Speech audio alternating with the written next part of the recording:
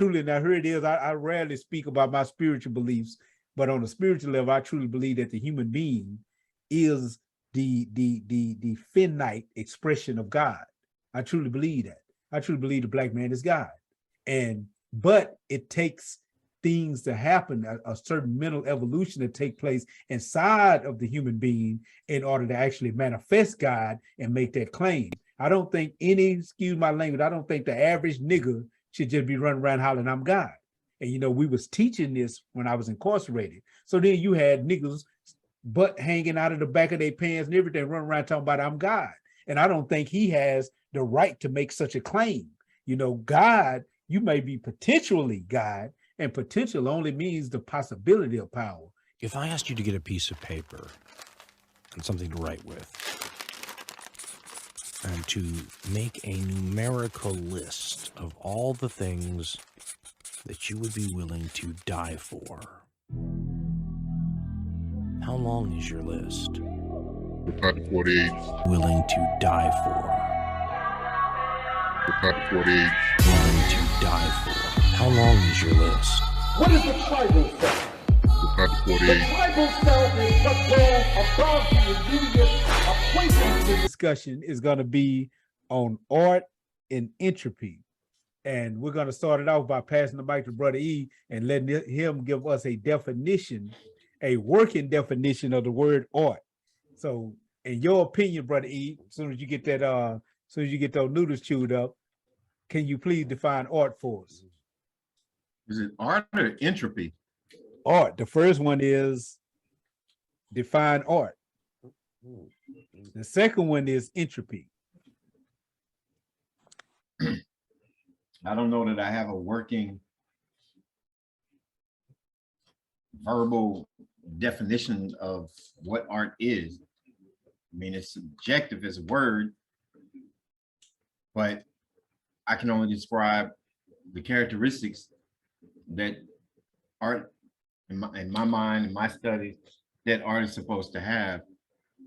It's kind of like, Taoism. You can't define what it is, you can only describe it, you can only hint at it, but you have to come into that understanding on your own.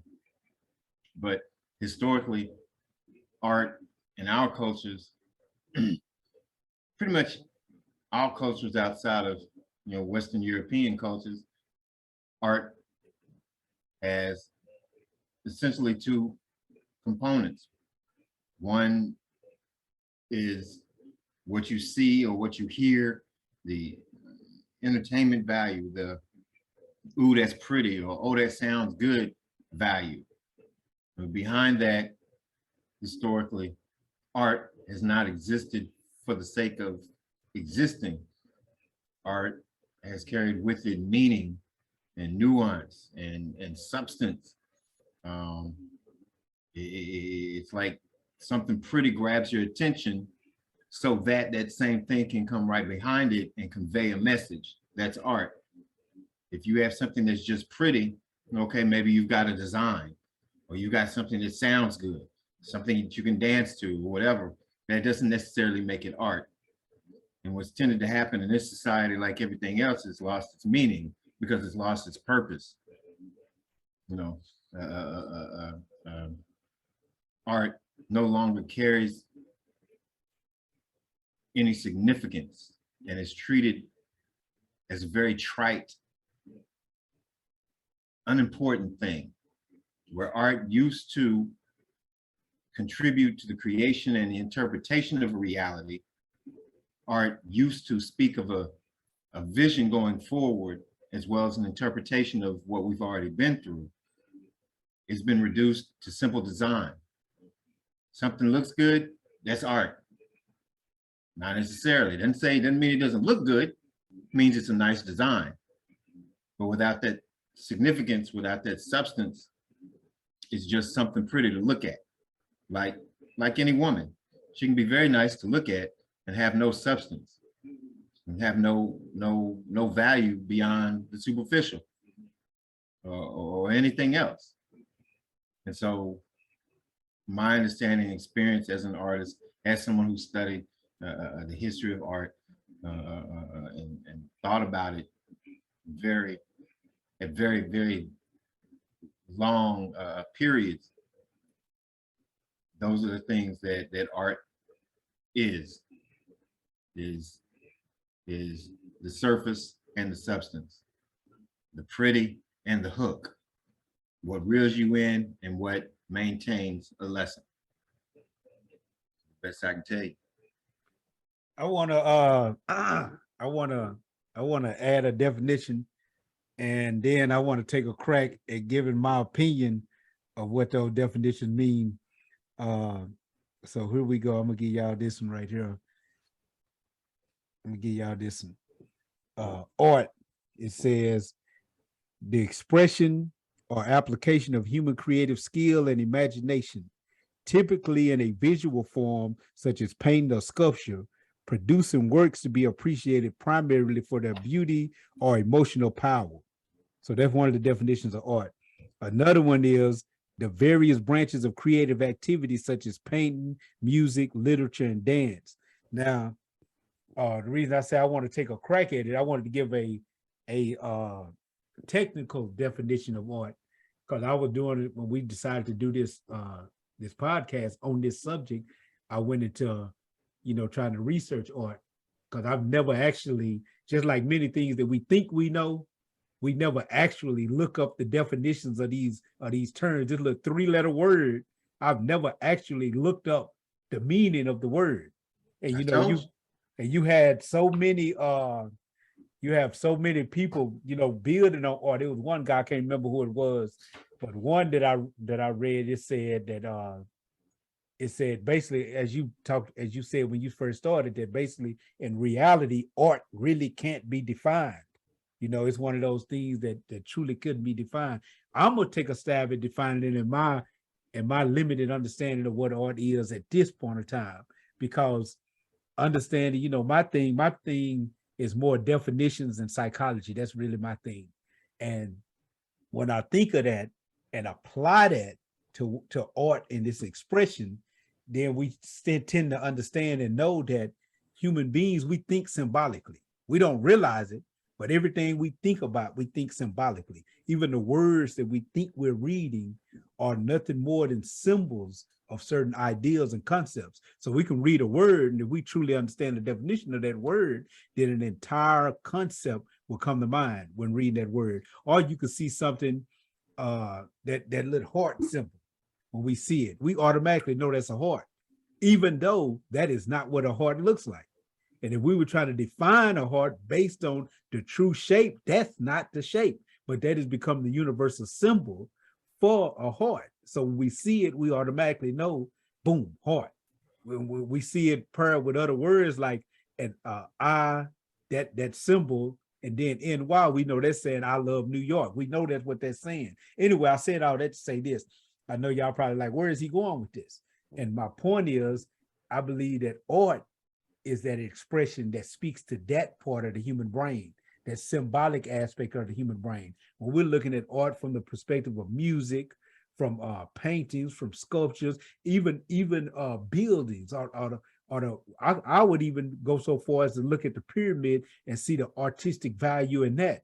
But those things, like, and I'm gonna give you this example before I pass the mic. Tupac, you always hear the debate, who's the greatest rapper? And then they would say Tupac was technically not a great rapper, because they would say he was simple in the delivering and the way that he delivered his art form. But his delivery touched you emotionally.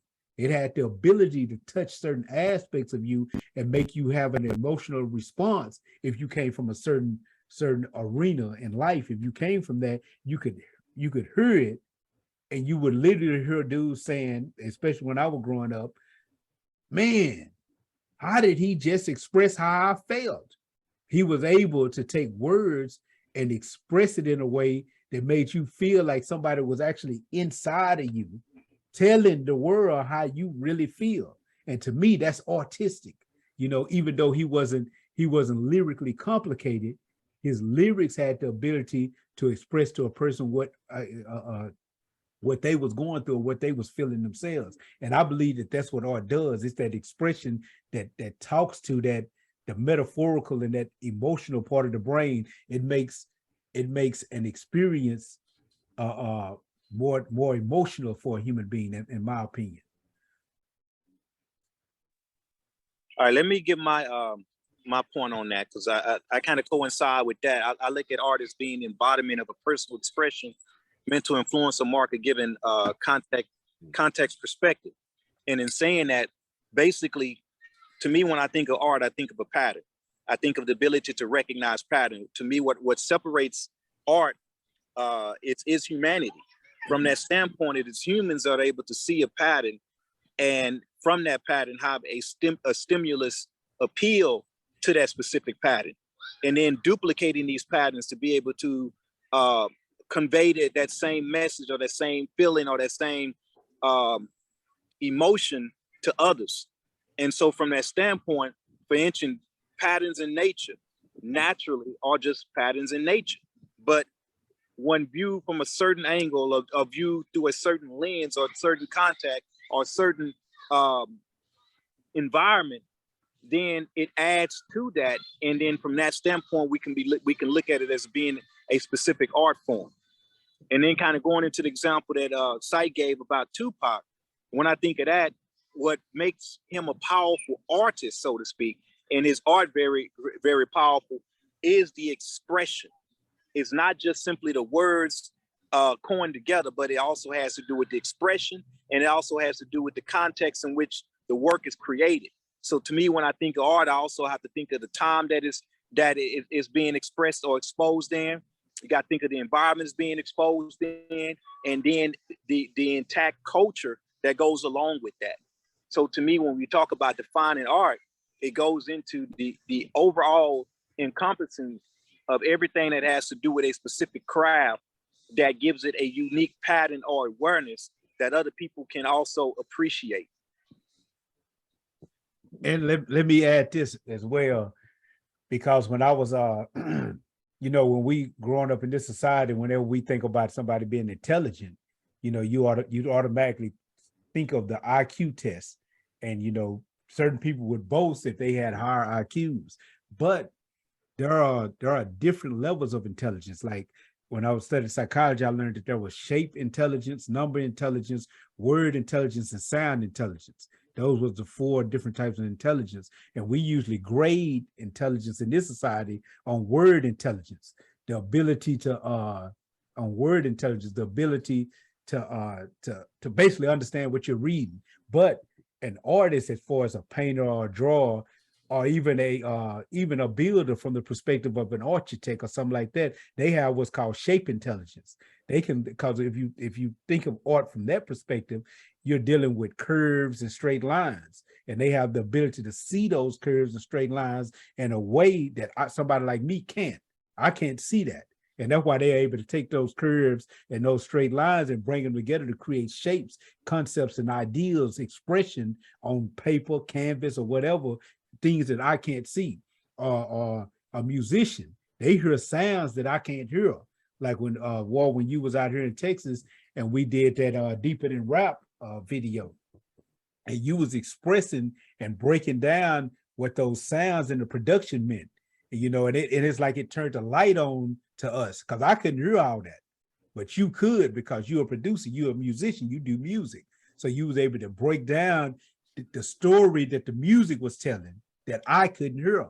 All I heard was a nice beat until you express that, you know. And those are the 4 different types of intelligence. Number, a mathematician has number intelligence. A philosopher has word intelligence. A artist, as far as, you know, one who paints and things, they have shape intelligence, and a musician has sound intelligence, you know. And I think that those things go into artistic expression as well. Brother E, you look like you ready to jump in there. Let me tell you where you're both fucking up. Do that. First of all, if you look at patterns, whether it's nature or any place else, the reality of it is a pattern is an approximation, because even if you have repeating whatever it is, those repetitions are not going to be exactly the same. So what differentiates them is the particular expression that each of them has. And if there's art to be found there, it's in that differentiation and the expression. The expression that Syke mentioned in his definition has to do with an individual's experience and expression or conveying of its reality. The fact of the matter is, most of what we call art, again, when we start breaking it down in technical terms, we start getting into the music industry and all of that, and I know y'all love the music industry. 99.9% of the music industry is not art, it's trash. It's regurgitation of a formula intent on making profit, enriching oneself. That in itself makes it not art. If it's about expression, it's about what it is I have to express, not something I'm saying so that you'll buy my record, but because I have a particular perspective on the patterns that are going on around me, and that expression being unique to me and expressing it. If the masses of the people have no clue about what's going on around them, how in the hell can they have a unique perspective about what's going on around them when they don't know what's going on around them? They're regurgitating what it is they've been told. They're plugging in certain beats at certain points in time so that the masses, the lowest common denominator, it will appeal to the lowest common denominator. Has nothing to do with art. Let me show you this. And I was trying to do the whole share the screen thing, but I'm guessing I'm not able to do it because I'm not the host or whatnot. I can make you the host real quick so you can share. Well, I'm beyond all that now. I'm talking. I ain't got time for that. Y'all know what this is?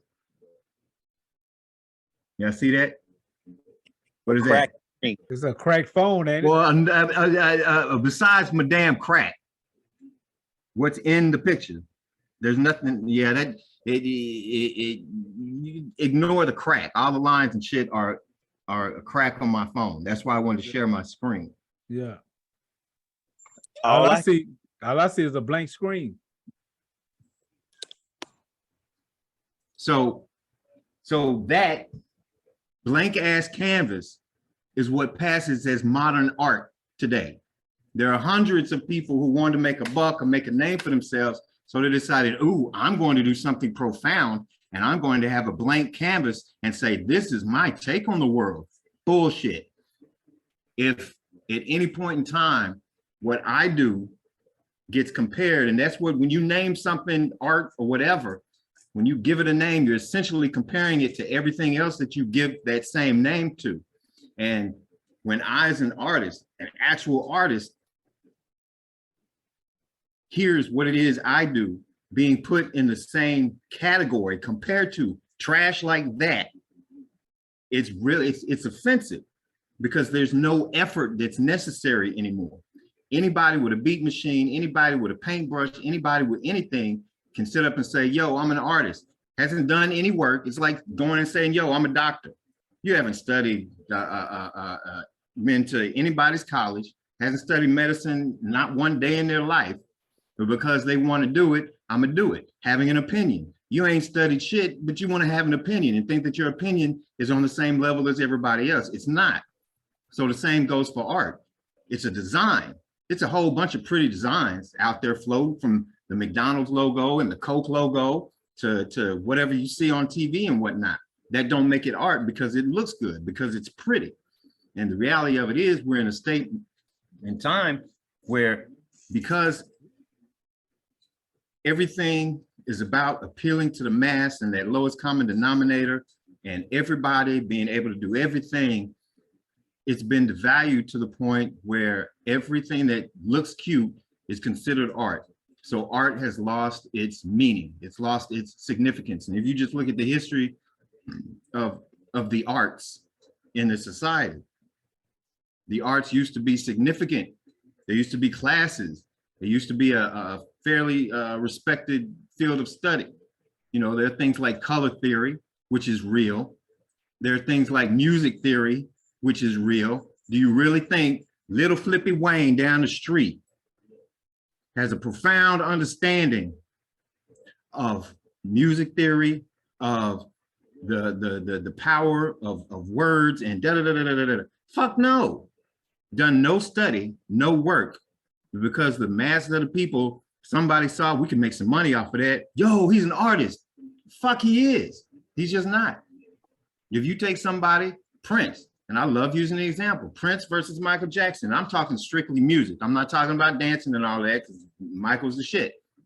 If you look at just music, someone like Prince, who made music, wrote the lyrics, produced this shit, played most of the instruments that were ever involved, versus someone like Michael Jackson, who may have written a lyric here and there, produced absolutely nothing, sat in on some stuff.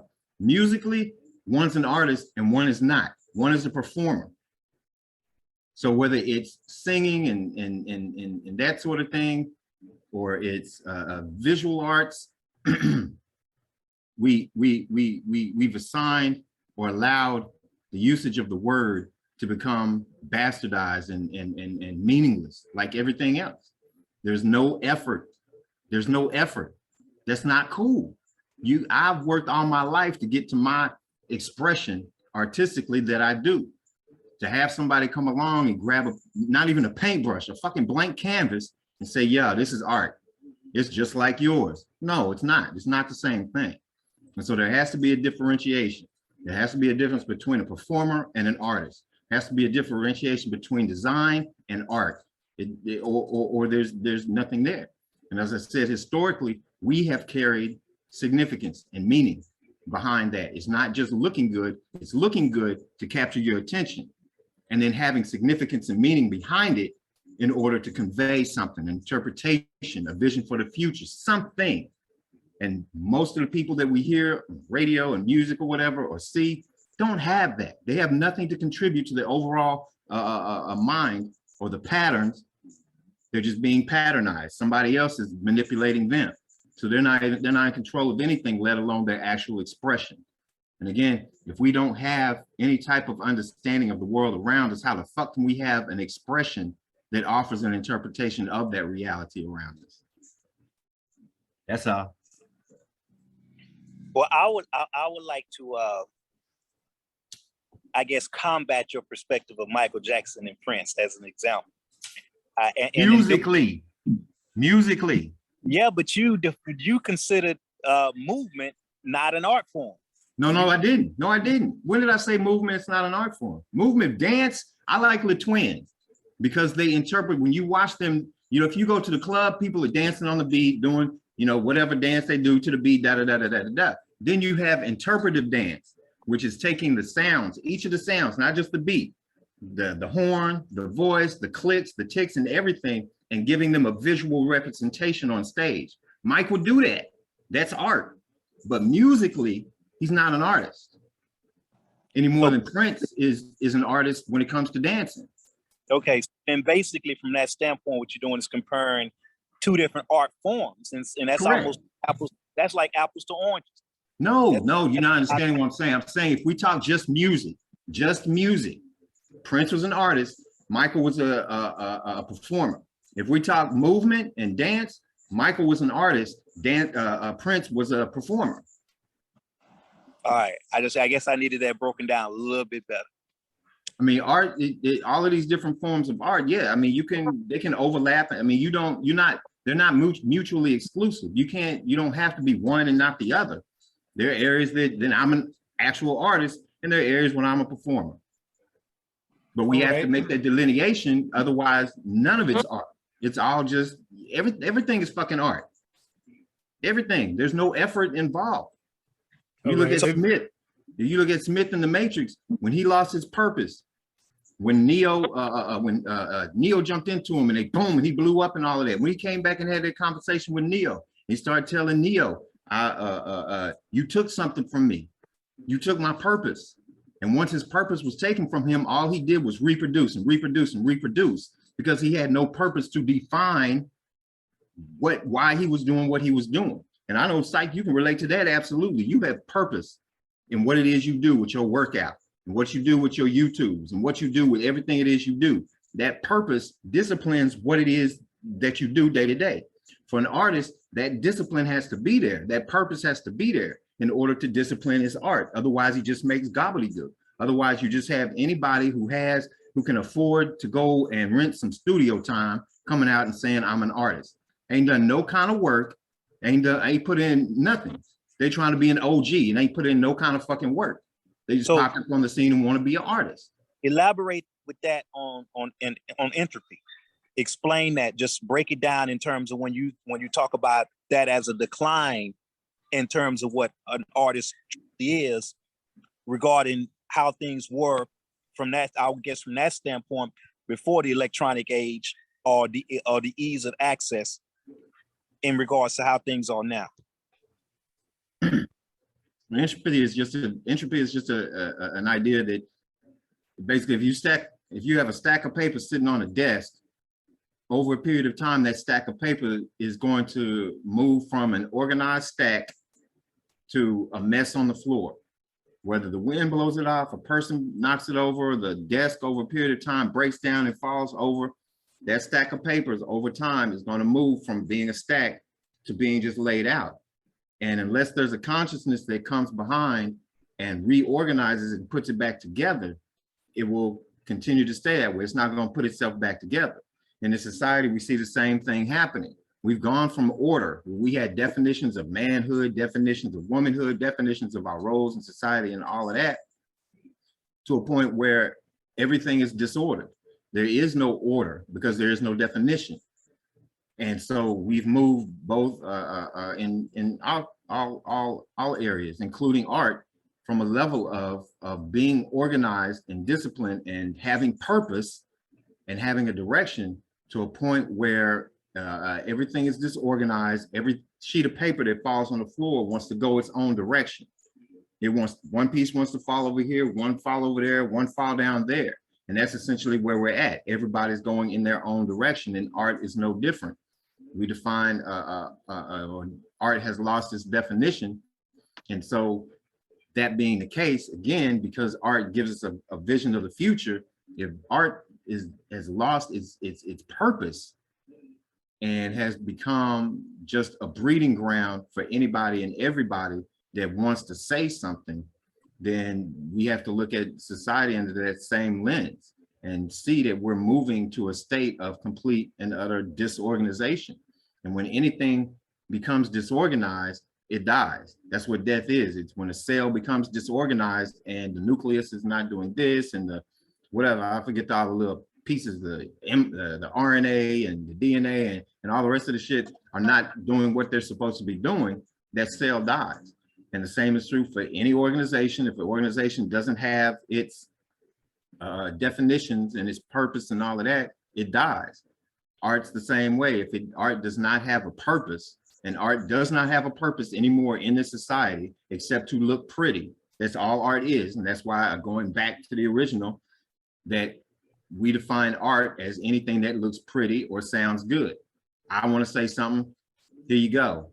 And so understanding that we're moving to a state of less organization, art is moving toward or has moved toward a state of disorganization, to the point that if we look at what art used to be and what it ought to be, then we start to see art that's being used or existing for the sake of existing.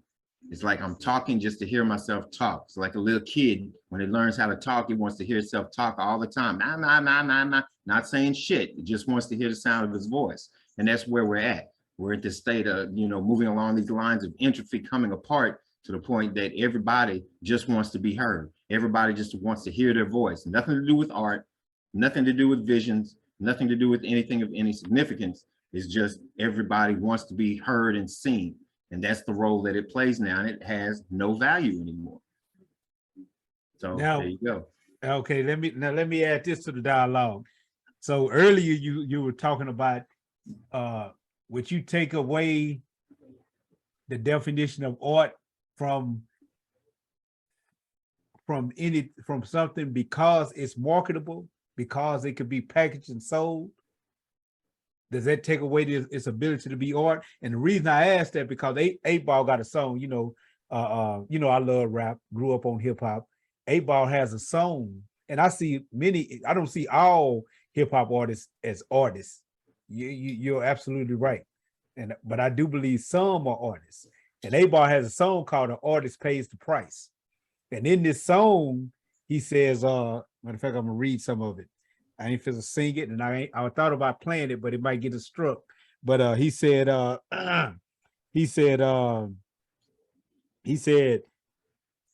life is for learning. So hear this and learn from life. This song is for the ones who died in sacrifice. Some died in wars for a country that oppressed them. Some died preaching, praying for God to bless them. I am one of the blessed, born to bring the world poetry, hip-hop musically, expressing what's inside of me.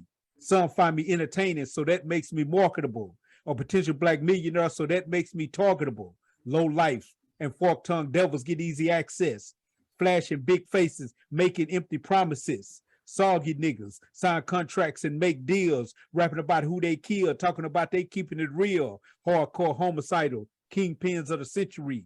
Need to quit rapping and leave this shit to the real MCs. But on the other hand, opposing forces got the upper hand, do as they command to keep them from suffering. Now in this verse, what he is basically saying is what you just said, E. This is what he's saying in the verse. In the verse, he's saying that he wanted a dude that was blessed to be able to create an art form through his words. However, there's an industry that recognizes his skill and his ability and finds that marketable.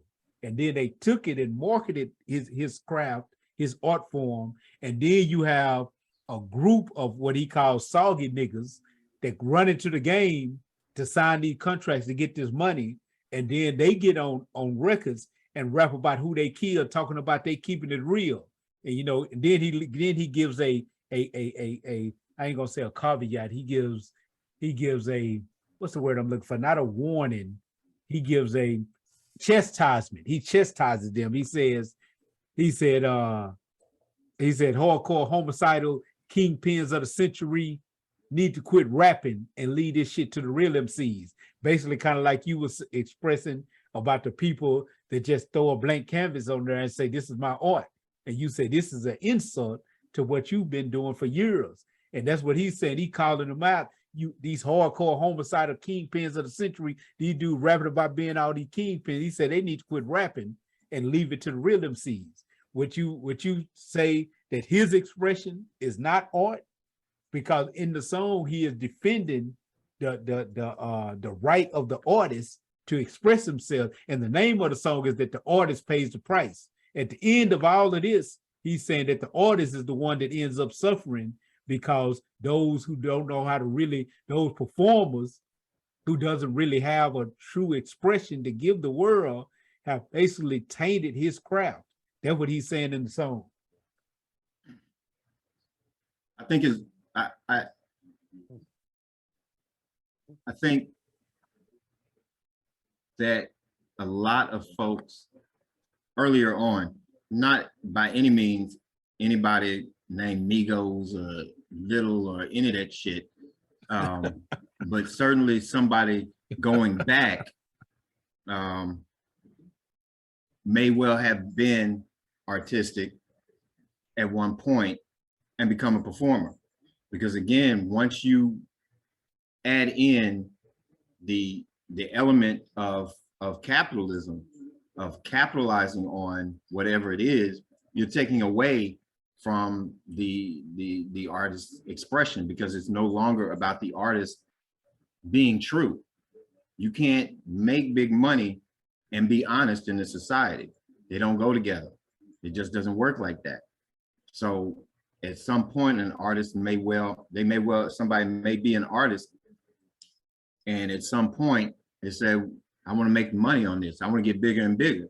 And at that point, it begins to lose its artistic nature.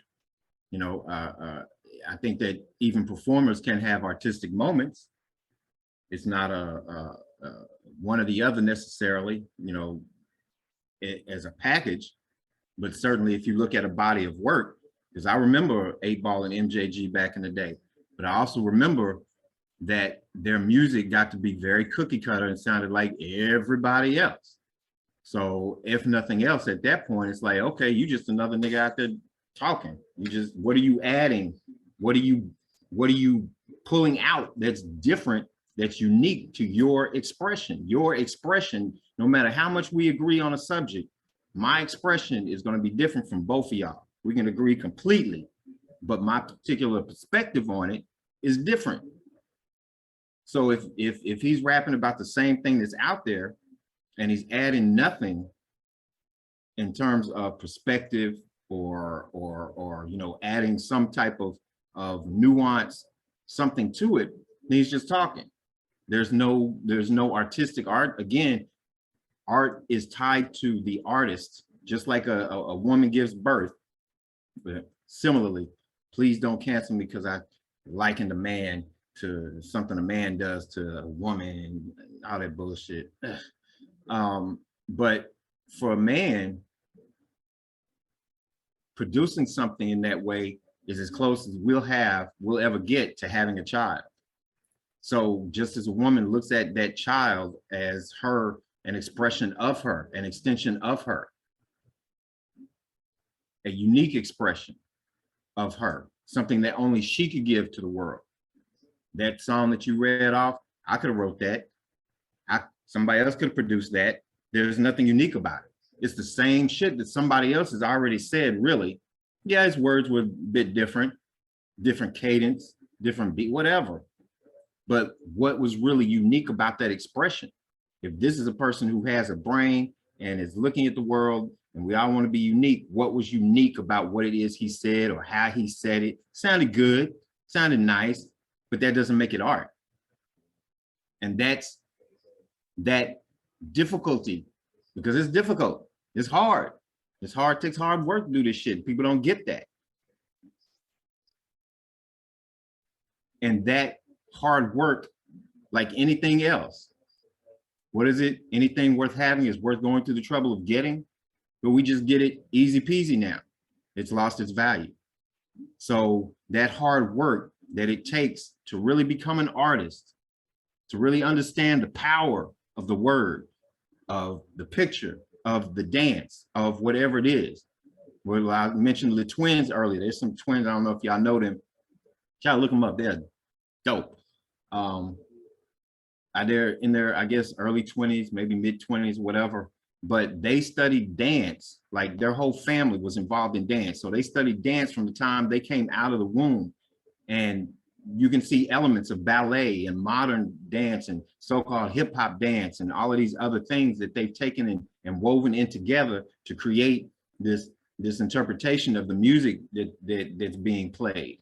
And so you can see the hard work, you can see the grind, you can see the effort. It's not just, I picked up a mic because I got shot at, so now I'm gonna be a G on the microphone, I'm an artist. It's not, it's just not.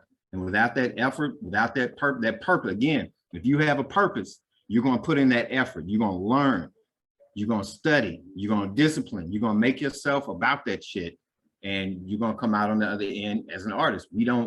People who call themselves artists don't really do that. We don't. So I couldn't say that as a body of work that it's art. Now let me add this, because I'm gonna go to war for the rappers. Let me add this. Now everything you're saying is what 8 Ball is saying in this song, the artist pays the price. I'm gonna read one line and then I'm gonna say something that's gonna make you just jump down my throat in a minute. But okay. he said execs, and I'm gonna express something on this. He said execs get big old fat checks for making deals, while soldiers like me in the field damn near getting killed. If they could do it again, he'd say, if I could do it again, I'd do it twice. Before and after me, the artist will always pay the price. Now, what he's saying in this line, he's saying that basically, like you just said, basically capitalism saw a way to market this art form, and essentially they making major money off this art form. And this art form has been watered down, while dudes like him is in the fields, actually, like you just said, actually fighting for this craft, actually going through something that makes him want to express himself in this way. They out there getting killed, And there are those on a high level, these executives that's making this major money. Now I truly believe, because I love this song. This is one of the songs I love. You go listen to the song, he expressing it way better than I am. He said, and I'm gonna say it, and then I'm gonna go to what's gonna make you, what I think may make you kind of combat me. But he said, herbs and meditation made it pure when I wrote it down, but individual perception would change each phrase around. You know, he's steady talking about how we listen to this music and how we perceive the music, and how he may have one thing he meant, and how somebody like you or me may hear it and have a whole different understanding of what it was that he created. Now, I'm going to tell you something that I think, and watch E go to war about this. I'm going to tell you something that it's a rap lyric that I believe is extremely artistic, because this guy is nice with the way he put his words together. It's artistic, the way he put his words together. He has a verse that's I don't know how many bars it is, but it's longer than your average 16 bars that the average rapper raps. But what he did, what made it so artistic, is that each line, the dude is going past double entendres. The dude is using triple entendres in his music. So if you listen to the line and break down each line, he's saying like 3 and sometimes 4 different things in each line. And I think that that's dynamic when you hear an artist spit in that way, when you hear a rap artist spit in that way, because this is the average dudes are not doing this. Like you said, all the dude with the little they're not doing this. And watch E calm down, E. Jay-Z's new verse on the song God Did, the DJ Khaled song God Did, the last verse, man, this dude is then he's not only using his talent, he's not only using his skill, but the dude is also giving you a commentary on the drug war. He's actually in the song, if you listen to the song, he's actually critiquing and criticizing the drug war, talking about all the people that he lost to the drug war, people that went to prison. Now, the same substances that these dudes was convicted from and lost time by, like his homeboy Emory Douglas. He talked about him losing 10 years. He went and did 10 years, and now we own weed stores. We actually own weed stores. I done put my hustle on the Forbes list. I've literally took my weed company that I own public and sitting at the cap table dividing our splits. My partner went and did 10 years for this though.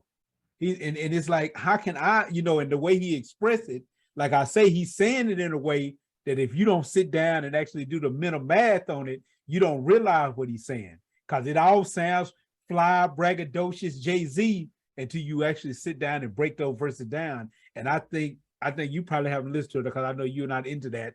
But if you listen to this verse and actually get the breakdown of these verses, you probably see the power in the way that he put his words together in this verse. And you said this is what, Jay-Z? Jay-Z, God Did.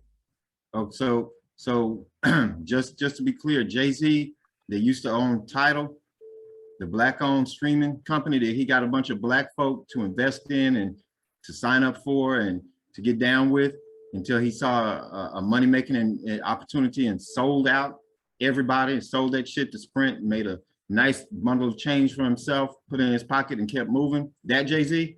That Jay-Z. So I see him saying what he said as, again, another capitalist moment. I mean, you can't sit up here and tell me you have a genuine, heartfelt critique to dog out a system that's made you a fucking billionaire. I'm not buying it. I'm just not. Oprah can't sit up and critique and criticize the system. As long as she's getting checks, your validity is bullshit to me. It just is. So get in on that one, because I kind of disagree with that, because sure you do. Let me give you two examples I want to give. James Brown and Bruce Lee. James Brown was artistic all the way through. He never changed his artistic ability nor his style because of being in control of his economics. So I see that from that standpoint, you can still remain artistic, you can still have value in your art, but at the same time, be in control of your economic ability to capitalize off of your artistic expression. When you capitalize off of it, it removes the art because you're not expressing anymore. You're doing it for the purpose of appealing to the masses. So you want to keep the masses biting on what you're talking about. And let's face it, the masses are biting on that exact sentiment. The system sucks. So of course I'm gonna release a song that talks about the system sucks. You can't compare Jay-Z to James Brown. James Brown, no, no. Again, when you enter the capitalistic realm, when you start doing something in order to appease somebody else, in order to manipulate and capitalize and enrich oneself based off of anything, it's no longer your expression. It's not yours. You're doing it. When I had a marketing business, I had to quit after about 6 months because the going back and forth, designing a logo for somebody was not my art. It was not coming from me. It was not my expression. It was me saying, do you like this? No, change this. Do you like this one? No, change this. Do you like this one? It's not my expression anymore. That's not self-expression. That's me trying to appease war so that war will give me money. That's not art. They're diametrically opposed. One is appeasing you. One is me expressing myself. Fuck what you think. This is how I feel. Damn, you know, the record sales or who likes it or who streams it. This is my expression. Just like y'all like to use, especially psych, like to get to the root of what words mean and use the most basic definition, the oldest definition, the rawest definition. I'm the same way about art. I want to know the truest what it actually is, not what it's come to be, not how we throw it around, but what it actually is. Am I a purist? Okay, but then you have to say psych is a purist about words. So I have no issue with that. So that for me, that's a cutoff point. If I'm trying to appease you, which is what capitalism is, if I'm putting it in formula, which is what capitalism is, it's no longer about expression. Saying something and expressing are two different things. They're two different things. And if you're saying the same thing, because I'm pretty sure Tupac or a whole litany of other cats said the same thing that Jay-Z is saying in that song, have expressed the exact same sentiment about big wigs getting bigger while we grinding and hustling, getting beat up and raping our art and da-da-da-da-da. You've said it 1,000 times. What are you adding to it? What is your vision? What is your input to the zeitgeist, to the overall mindset and state of affairs that you're talking about? Because let's face it, you fucked a lot of people on title. So to turn around and say the system is doing us wrong, nigga, shut the fuck up. You're capitalizing. You're a capitalist. So it might sound good, but you're not expressing what's actually in your heart. The fact that you did the capitalist move, that could be considered art to me, because that's what's really in his heart. Whether you on the street moving weight or you in a boardroom making big money, it's the same shit. And you know, the ironic thing is, I don't think he would disagree with you, because that's what he's saying on the song. He's saying it to make money.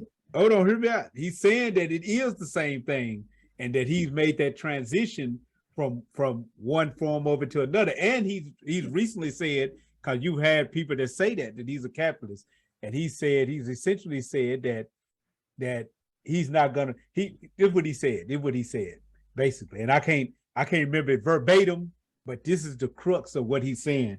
He's saying that he feel like the word, certain people using the word capitalist against him is a weapon that he won't allow to have any traction, because it's like saying that we shouldn't be successful. We shouldn't be getting our money right. We shouldn't own things. And then if you streak away from making the business deals that you're making because you're afraid of being called a capitalist, he said, I don't care about that word. That's a word that they use to shame us. What is your thinking on that? He's saying that we need to own things. We need to have power. We need to actually start controlling this stuff. Well, before it'd be great to own things, but owning shit ain't power. Because Jay-Z owns shit and we still getting fucked by the police. Oprah owns shit. We still getting fucked by the congressman. You know, a whole bunch of black folk own shit. So the fuck what? We Okay, have no cultural expression, which is what art is a part of. let me ask this then. Why couldn't you consider, from that standpoint, when you're talking about Jay-Z or anybody that's successful, stating that the art of capitalism is what they have learned to master? The art of warfare or psychological warfare, manipulation, those are still art in terms of being able to express something, to gravitate others around it to feel that same expression. And if they're willing to pay for that same that access for that expression, how does that take away from it being art? It's still art. With the music in the song, the song and all of that, and his manipulation of the situation are two different things. He's using the quote unquote art form as a tool of manipulation. It's not his expression. He's using it as a weapon in order to art of war, art of capitalism, art of all of that. He's using it as a tool, as something to go to battle with. It's not his expression. But that's still art. War can be artful. Absolutely, I concur. So if we look at him as a capitalist and say, yes, he is a master artist in terms of capitalism, just like Michael and Prince. He's a master at the art of capitalism, but he's not a master of the art of rap and all that. And he may have been at one time when he was coming up, and the things he was saying, this shit off my chest, da da da da da da da. This is how the world around me, da da da da da da da. Okay, but at some point, it's like I love Pete, and it trips me out. I want to be a singer. Okay, so go over there to the open mic and sing. Go down to the church and sing. Go to the community theater and sing. It's a problem because people don't want to sing. They want to be rich and famous off of singing. You see the difference? It's two different things. I can be an actor. I painted my walls. Nobody's ever going to see that shit. When they come to knock the house down after I'm dead, they might look at, oh, that's pretty cool, and knock it down. Nobody sees it, but I'm an artist. And I know I'm an artist because I've got the art to prove it. I've got the expression to prove it. Not going to be rich, not going to be wealthy, not going to be famous. So it's that so-called success, which that's debatable. That so-called, but so for this conversation, I don't want to keep doing that shit. So I'll just go along with y'all definition of success and the shit. I disagree completely, but okay. It's that level of success that defines who's an artist, or defines I'm an artist because I'm in the industry, I'm making big money. Fuck that. If you really are about the music, if you really are about the artwork, if you really are about the craft, then you fucking do it. Fuck fuck getting studio time, getting the right beats from the what's his name, Khaled JG, whatever his name is, that does beats and all of that shit. Fuck DJ. All of that. It's not about that. It's about I have something burning in my chest that I need to get out. If only you two hear it, that's cool. The music that I've made, you know how many people I've passed that music along to? 1 or 2 people. That's it. But it's the expression, it's the art I had to get out of me and give it to the world in some form or fashion. Never make a penny off of it.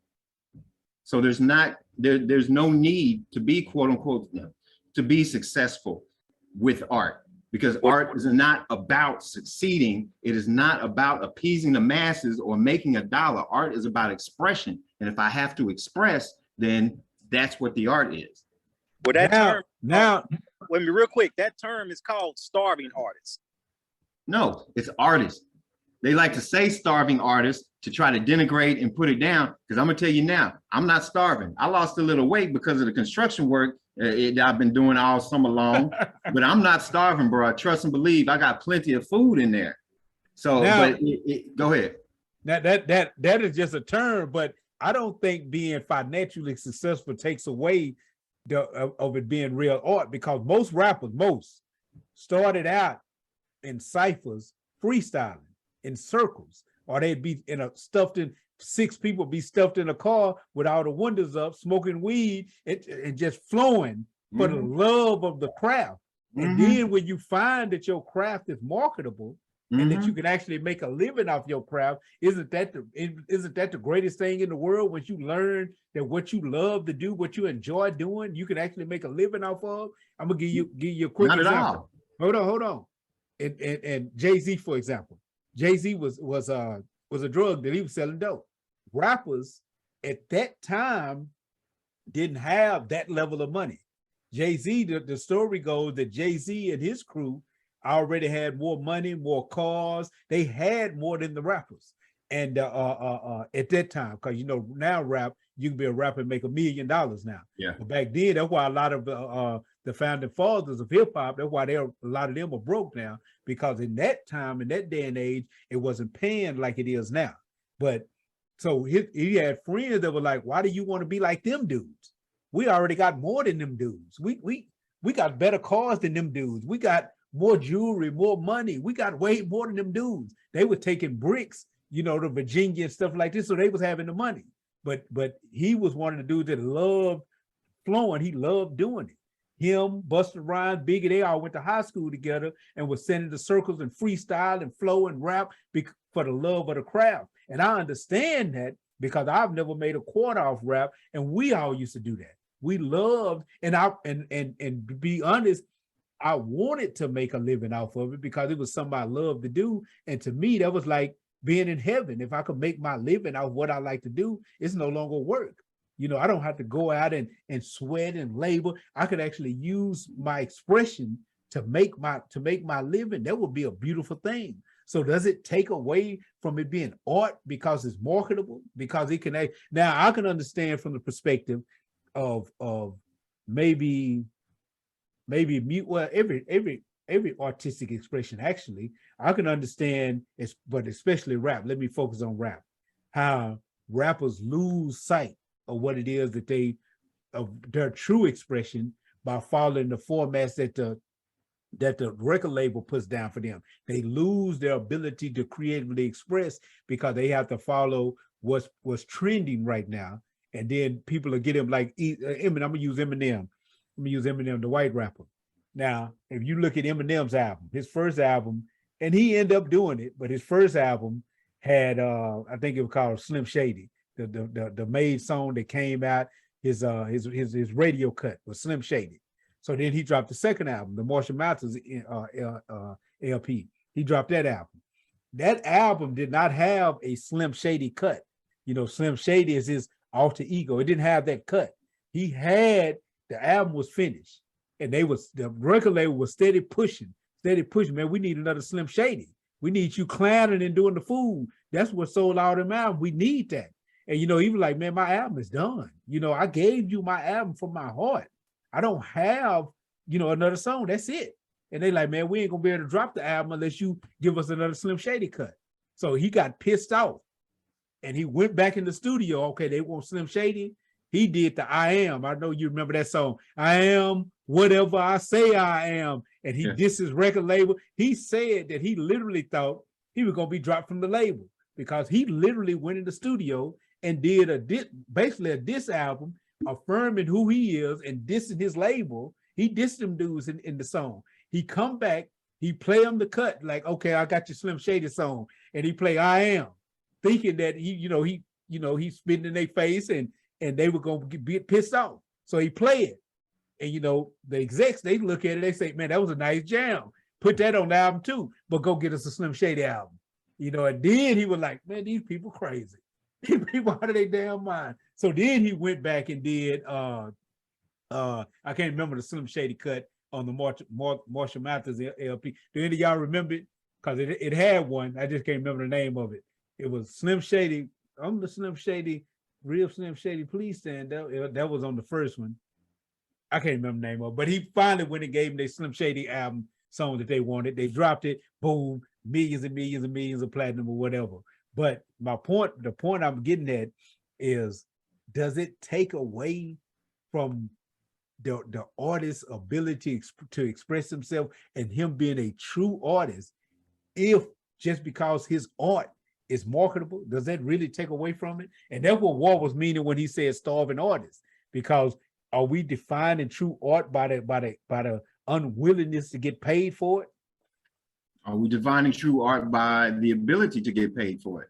Oh no, not at all. Not at all.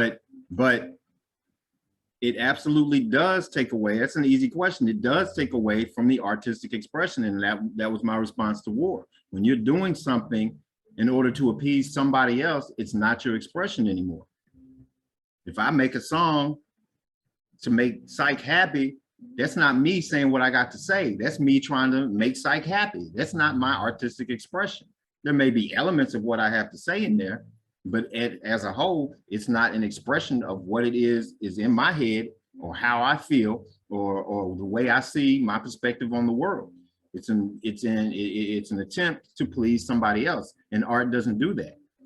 Art reaches out to catch your attention and then convey some type of depth, some type of substance, some type of unique perspective and understanding of the world around us, to provide a vision, to provide an interpretation of what we've gone through. But when you're making records or pictures or anything else in an attempt to make money, that's the polar opposite. And I'm not saying it don't sound good. I love that song, I Am. That was dope. Love that song. He was pissed off and angry. Love that shit. But that doesn't necessarily make it art because he was pissed off and went into the studio and da-da-da-da-da. Again, the term starving artist is this attempt to denigrate the idea of not appealing to the masses, of not, stop doing that, you ain't making money, go get a job. When the reality of it is, those who are really actually, it's like Bob Ross. I don't know if y'all know the paint guy with the afro. He does them god-awful pictures of scenery, the landscape and all of that. They're great for what they are. But he even talks about, if you want to make a happy buck, I'm gonna show you this right here. This will sell them for you. People will come and get these. These are great. It's cookie cutter. It's a pattern. It's processed. Has nothing to do with someone with an expression of an idea, with an expression of a reality. It has to do with making money, and those are two different things. You can't serve two masters. If you want to make money, you gotta serve the master of the masses of capitalism. You got to do that. If you want to express yourself, you got to say, well, I may piss people off. They may not like it. I may never make money from it, but I'm going to do it. Those are two different things. And we keep convoluting. And I'm not saying they're wrong. I ain't saying Jay-Z wrong, but it's still using art as a tool in order to accomplish an end, or the appearance of art. The purpose is no longer me expressing myself. The purpose is me getting money. Two different things. It's two different things. And without a doubt, especially when it comes to music, without a doubt, I can agree with that. At times, the making of the money or the desire to make the money does take away from the artistic expression, because you'll have an artist who will lose their ability to drop an album because they're not dropping what the label deems to be sellable at the time. And you'll have artists who basically, in my opinion, have absolutely nothing to say, can't really rap, who will be promoted because they are rapping about the things that the industry sees that will make money at the time. Like, you can take somebody like, who I think is a great storyteller and understands how to use words to express a certain subculture, a street level ghetto subculture, Scarface, who hasn't sold as much albums as somebody like Soulja Boy. You understand? And you know, they say numbers don't lie. Men lie, women lie, numbers don't lie. So they define a rap artist's ability off of how many albums he sold. And in that context, I believe that numbers will lie. Numbers tell you maybe who's the better performer, as you said earlier, but not necessarily who's the better artist, because there are those who are better with their wordplay in this particular art form that don't necessarily sell as many records as those who don't have those skills, those abilities, you know.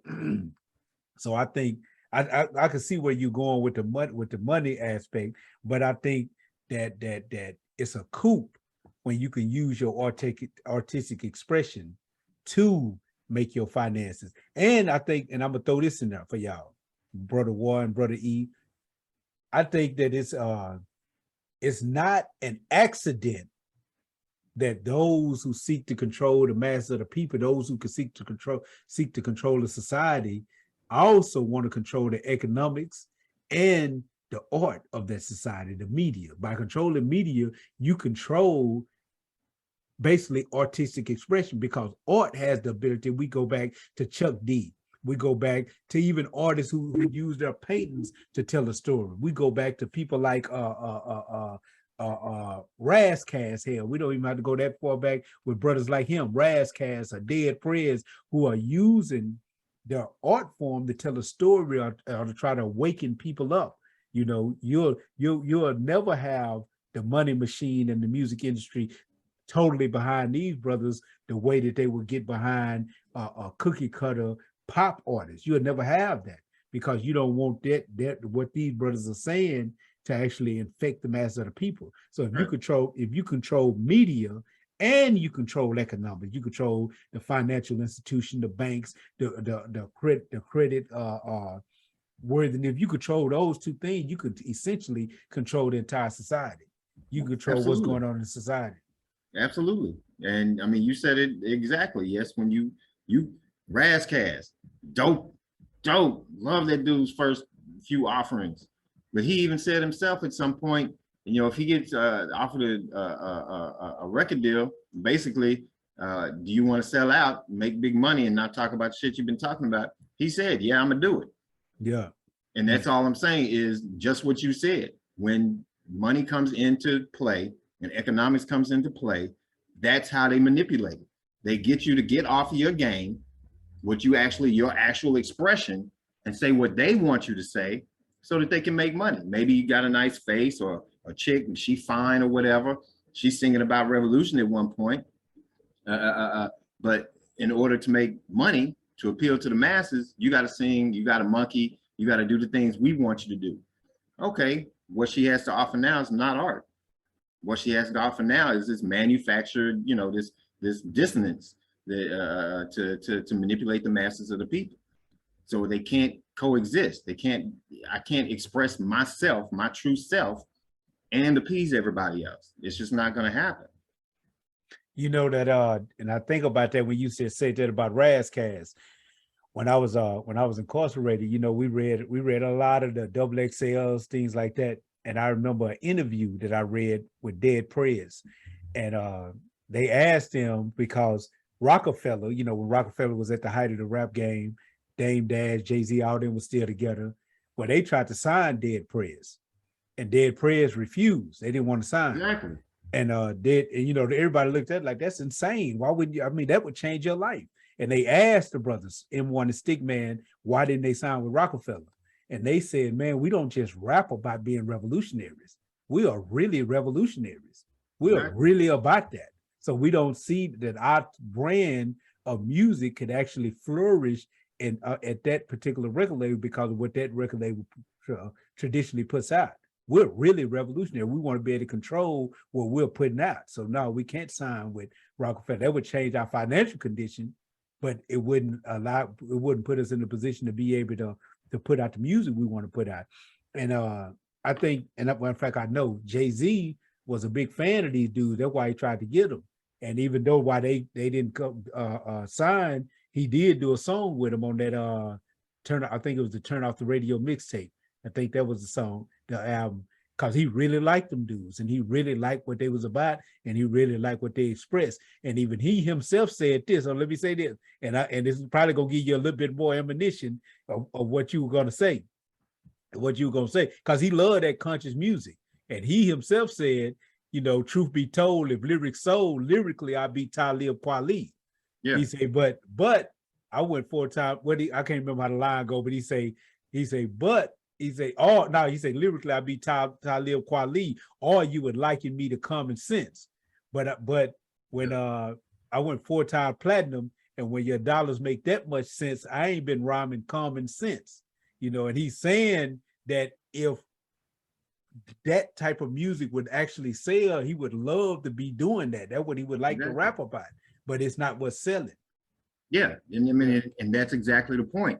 That, I mean, he absolutely said it. And if he really understood what Dead Prez was about, he liked the way it sounded, but if he really understood what Dead Prez was about, he would have understood that they couldn't be up under what it is he's doing. Yeah. Because he knows he's a capitalist.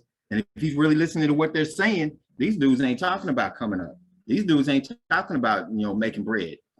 There's no way this revolutionary stuff is going to go with, this drug culture, Rockefeller culture, big money, big booty, big titty culture that I'm a part of. I say something about the media's fucked up and the system's fucked up from time to time, but these cats are living this shit, and that's the trade-off.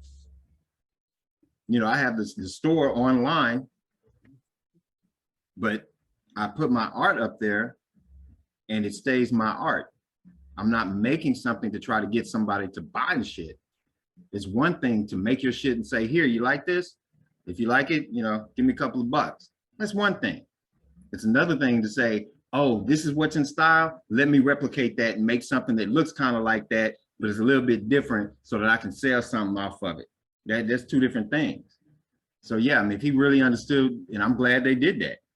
I'm very glad that they did that. They stayed true to their expression, what it is they had to say, talking about the revolution, just like Dave Chappelle.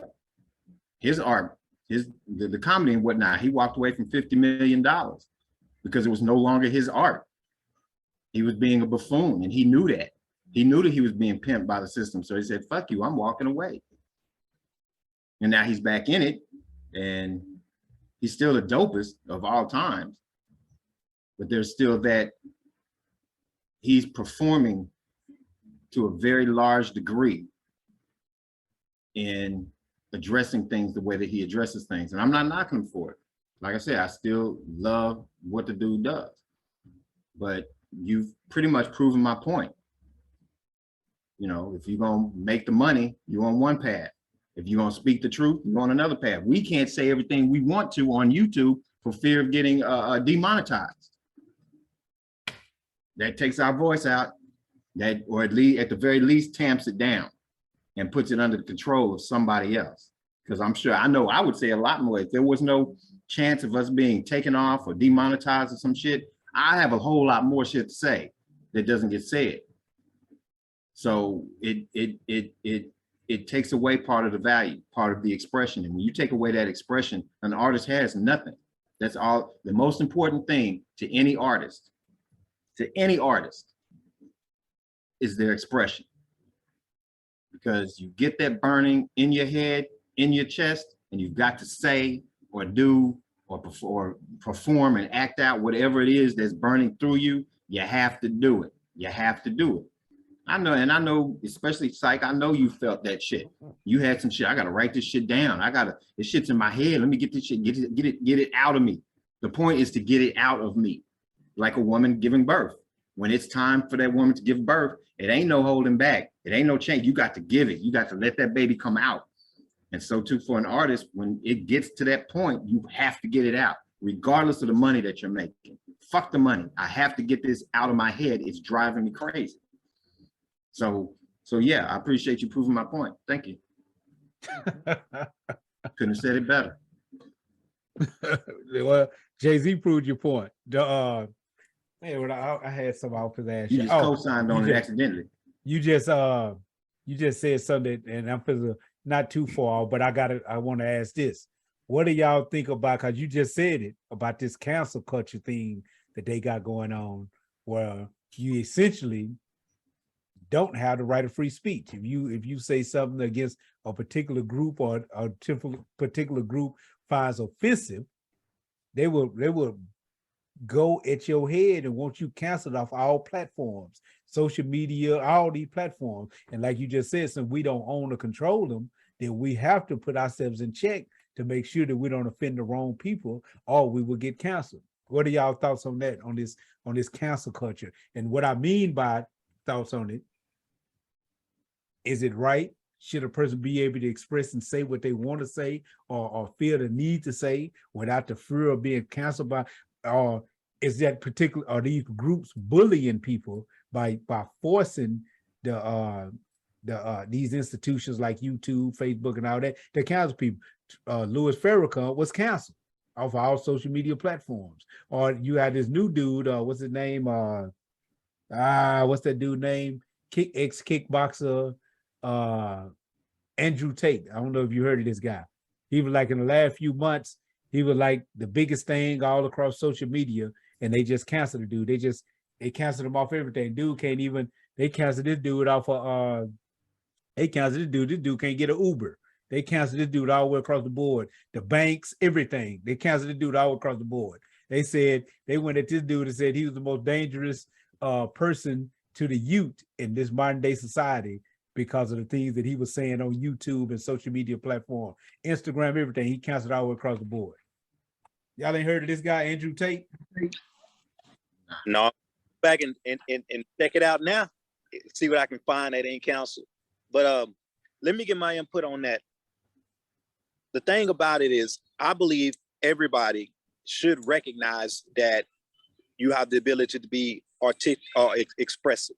And I think that's part of the problem when you know, even from the Panther perspective, when we say all power to the people, is that the people don't recognize that they should have the ability to have a voice. They should have the ability to stand up, to come up and rise and in mass and bring the people together for the sake of destroying, or should I say countering, the idea of a conglomeration of a small few people being able to control the masses or control the actual ability for everybody to express themselves, or everybody to have a voice, or everybody to be able to have input on a situation, provided that input is valid. So to me, when you talk about not having or being counseled, that just goes into the fact that we're talking about still a empire or a specific few that control the dynamic for the many. So whether we deal with it from art, you know, as per se as it applies to entertainment, or we deal with it from art that goes into, I would say, just the expression, like how Huey P. Newton wrote Revolutionary Suicide. So when we talk about the dynamics of providing historical content, historical significance in terms of driving a people to be able to feel the need to be able to move forward, like Frantz Fanon. To me, when I look at his writings, that is by far artistry at its highest. Was it able to sell at the same time? Yeah, but that wasn't the point. So when you attempt to suppress that, the idea is suppressing somebody that has the influence to make change. They're not being suppressed because, quote unquote, of their artwork. Their art gave them a platform to be able to connect with the people. In media, by wanting to be able to control the specific people or the specific message that was getting portrayed, yeah, they want to shut it down because they only want art to be expressed that is not going to influence people to be politically active or politically involved in the control of their day-to-day life. So as long as art stays in a place to where all it does is help you to feel good, but yet it doesn't move you to action, then it's okay. And that kind of is what, like when we talked earlier about Tupac, what made him different is because his influence of art also was driven by his background as a Panther. And so therefore he wanted people, for instance, the downtrodden, the so-called street tribes, he turned around and created a thing called thug life in order to give them a meaningful purpose to be a thug, in order to get them to recognize who the real thugs and real gangbangers were. And from that standpoint, that created, he used his artistic expression and ability to try to reach the masses from the standpoint of rising them to a higher level of consciousness within the art form. So when we talk about that, yeah, when the whole point of counseling somebody out has to do with, well, what message do you want to bring across through your ability to be artistic? What message, what group of people are you attempting to influence? Are you attempting them to just simply be artistic? Or are you attempting them to be able to rise up and to have action and to be able to be moved through their ability to be expressed? And I think that's the distinguishing factor from that. You know, I hear over the course of my life, I've heard so many times people, when they see my work or we talk about art, where they talk about, I wish I could be an artist, but I can't even draw a stick figure. Because our concept of art has been reduced to the visual. It's been reduced to the sensations, whether it's what you hear, what you see, whatever. It's been reduced to the most superficial aspects of any artistic expression. And I believe that everybody has the potential to be an artist. You know, my oldest daughter is very artsy. She's not an artist because she hasn't found her voice. She hasn't found her expression. She hasn't found what it is she has to say and to give to the world. But I'm Psych, you like sound bites and clips and whatnot. Here you go. In a cancel culture world, the most revolutionary act many times is artistic expression. Because if the world is telling you that you have to conform your voice to what it is we approve of, to sit back and to give your true voice to the world in the face of that cancel culture, in the face of those who are attempting to manipulate the voice of any artist or any people. And again, that's what it comes back to. You have a culture, our culture, that would have hairbrushes and mirrors and, you know, eating utensils, plates and shit with pictures carved on them, praising, you know, the people, or praising God, or praising whomever. That's art. And so art played a very important role beyond the superficial, what it looks like, what it sounds like. Yeah, it sounded good, but the reality of it is, in our cultures, it carried more than that. And that's a part of getting back to our culture. If you do shit just for the sake of doing it, you have a Agent Smith situation. You have what we have today, where everybody and their mama wants to, or a whole bunch of people want to say, I'm an artist because I have access. Access doesn't make you an artist. Anybody can stream. You know, I can put music up on whatever and have people on SoundCloud or whatever and stream it and get a bunch of hits and a bunch of likes. It doesn't make me an artist. But for us to get back to where we were, we have to add that purpose back. There was a level of accountability. There's no accountability in so-called art. You know, anybody can say anything. If it sells, it's cool, that's art. But for us, art had a responsibility to the people. It had a responsibility to that one being expressed. And that which was being expressed came out of that we mentality that is us. And we no longer have that we mentality. So if I have something to say as an individual, I get to say it. You know, and it's kind of tantamount to me, to folks, a whole bunch of people saying, I'm a revolutionary.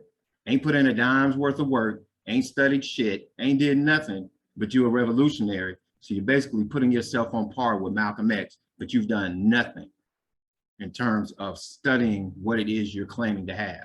So if you throw something out there, but you have no idea beyond, yeah, this is fire, this is lit, this is da da da da da, but you've not put any real growth or effort into what, if you're talking about the game in the street, whole bunch of cats and talked about gangbanging and dope dealing and all of that, get into the CIA flooding our streets with drugs. I don't mean just mention it, I mean get into it. If you're going to talk about, you know, Donald Trump is a horrible person, get into it, talk about it, express it, don't just mention that shit, because when you just mention that shit, you just trying to say something for shock value to get somebody to say, yeah, Donald Trump ain't shit. Get into why, break down why Joe Biden has dementia, has lost his mind. Get into it, run it down, express something about it. Otherwise, you just repeating shit that you've heard, and that's not art. Repeating shit, repetition is not art. I can make the Coke logo over and over and over and over again. It doesn't make it art. It might be cute, might be pretty, whatever, but it's not art because it's not doing anything. It's not expressing anything different. It's not adding to the conversation. We've had many conversations in class amongst ourselves where we were dialoguing, we were building on one another. Somebody, Black Dallas, or somebody come in and say something, just throw it off over there with no relevance whatsoever. And it's like, you just want to be heard. You're not in this revolutionary conversation. You just want to say something and be heard. Okay, that's cool. Now go on about your business. You're not revolutionary minded. I recognize you want to say something, but that doesn't put you on par with what it is we're talking about. And it's the same type of dynamic. Just because you can doesn't mean it qualifies you to be on the level with somebody who's actually working this shit, loves this shit, has to do it, not for money, but because it's in them, because that expression is in them. And that expression is a part of the responsibility of the masses of the people, to the masses of the people. All right, we're getting close to almost our shutdown time. So I'm gonna ask a few questions. I'm gonna go to a few questions that I think that could add a little bit more understanding to this dialogue. Okay, I think we didn't answer some of these though, or at least E did, just in general conversation. But I'm gonna ask this: what are the characteristics of art? Well, for me, that would go back to the initial. Looking at it from a historical context, we didn't do art just to be cute. The pyramids ain't there just to be pretty. They're nice to look at, but they ain't there just to be pretty. You know, we didn't put all that effort into that. We didn't make the hairbrushes with the glory to God on it. We didn't have the, you know, people like kente cloth, which I don't even like the phrase anymore because people don't understand what that is, but fuck it, kente cloth. People look at it and say, oh, that's pretty. They don't realize that those colors and the way that they're lined up there are telling a story and have significance and have meaning. Remember, we're African people, so everything that we do has meaning. We recognize that. Trees have meaning. The dinner that I make has meaning. Everything that comes and goes in our lives has meaning, has purpose, has intent. When we do that, then we hold ourselves responsible. That purpose holds us responsible.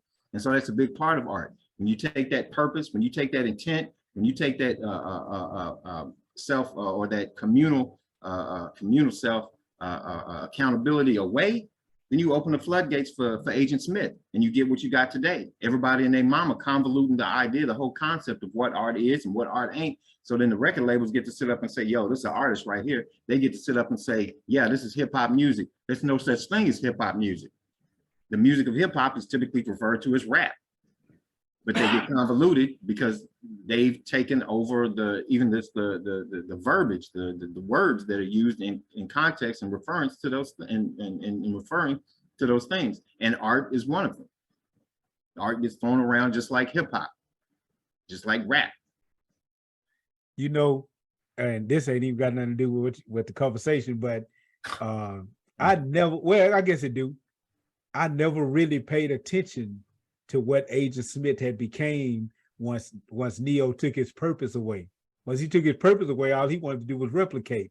Exactly. And I think I'm gonna go check that out again tonight. Absolutely. I haven't really looked at that or looked at the what they were trying to say with that part of the story. Yeah. You know, until you said it. And I was like, man, when he lost his purpose, all he wanted to do was just create more of him. Yeah. You know, he wanted to make everything him. Yeah. And that applies both in art as well as the social structure in this world. Because we have no purpose. What do? We make a bunch of babies, and more of us, and more of us. We do shit just to be doing shit. You know, we don't have any purpose in saying anything. We just, you know, and that's cool if you're the Joker. You know, I do that. Sometimes I just say shit. But even with that, there's an intent and there's an understanding of what it is I'm doing. But the masses of the people, both in art and every aspect of our lives, because the purpose has been taken away, you took purpose out of the art. You left the beauty. It's like a beautiful woman. The difference between, and I hate, you used to trying to chastise me about calling Rashida queen back when she was a little baby girl. That was before everybody started using the word queen. Yeah. But what I attempted to do was not just give her this moniker, this name, you're a queen, but to define, well, what is a queen? Queen is a servant. Who do you serve? The people. This is a back and forth call and response between me and her. When you serve the people, who do you serve? I serve God. So there was a definition and a purpose given behind that.